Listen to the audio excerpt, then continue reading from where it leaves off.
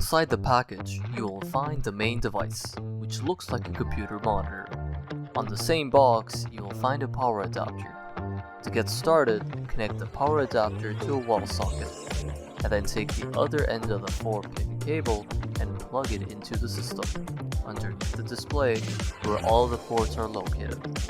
You will have to use the leftmost port as shown on the video. Afterwards, connect a LAN cable to the only Ethernet port on the right side as shown on the video.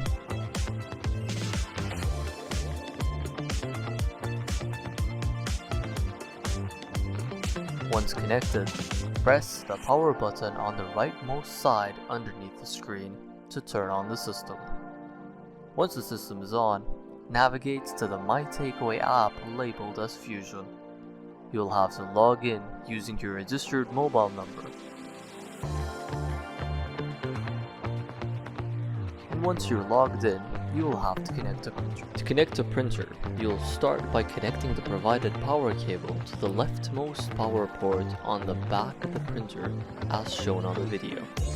On the opposite part of the printer, on the USB port, connect a USB cable, the other end of which you have to connect to any USB port available underneath your system's display. Once the cabled connection is done, you can follow the steps to add the printer into your system. If everything is correctly done, the printer will be detected on your system, and once added, a small piece of paper will print to confirm the same. By following the steps shown on the screen and the template configuration option, you can print a template receipt to see how your receipts will look like once printed.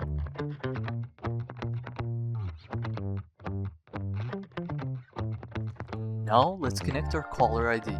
For this step, you will need the main caller ID unit together with its provided cables. Start by connecting the USB cable of the caller ID into any of the available USB ports underneath the display. You will notice that in both sides of the caller ID unit, there's an Ethernet port. Connect one Ethernet cable from the caller ID to your internet router or switch.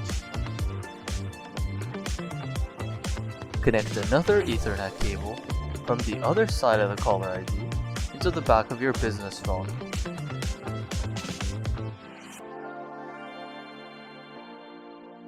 If you are using a cordless phone, you will have to connect on the back of the phone base.